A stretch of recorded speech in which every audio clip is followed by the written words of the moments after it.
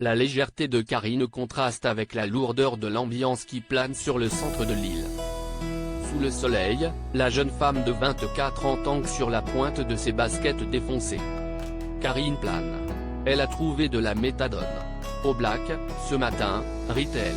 Il est 9h20. Frédéric, 37 ans, et Marine, 28 ans, sourient avec elle. Bientôt, ces salariés de l'association d'aide aux sans-abri ABJ Solidarité l'emmèneront en séjour pour couper un peu avec la drogue et la rue. Le confinement n'annulera pas leur virée, lui jure-t-il. La pandémie a bousculé le quotidien déjà fragile des personnes à la rue. D'un coup, les voilà davantage isolés dans une ville fantôme, où les promeneurs avec leurs masques de papier n'ont rien ou pas grand-chose à donner. Comment, dans ce contexte déroutant, payer sa consommation habituelle de tabac, d'alcool ou d'autres drogues illicites?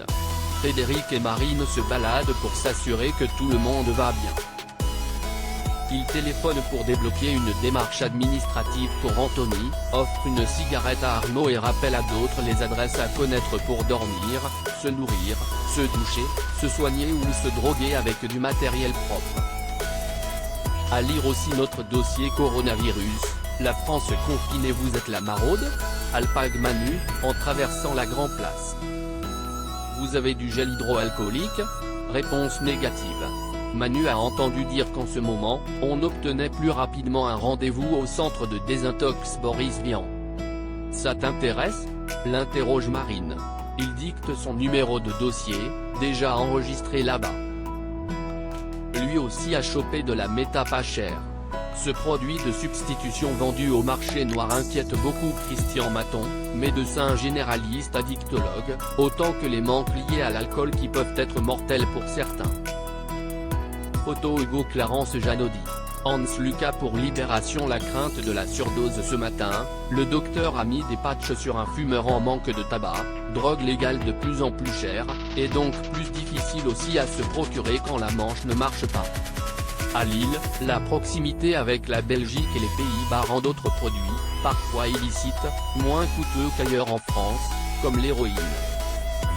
Pour le moment, il n'y a pas de pénurie mais travailleurs sociaux et soignants s'interrogent sur la suite du confinement. S'ils n'ont pas de dose pendant plusieurs jours, ils peuvent être tentés d'en prendre beaucoup dès que c'est possible, craint le docteur Maton. Jusqu'à l'overdose, en cas de mélange. À lire aussi drogue, touchée par le virus, le trafic en pleine mutation comme l'alcoolisme, la toxicomanie est une maladie souvent associée à d'autres troubles. Les gens souffrent.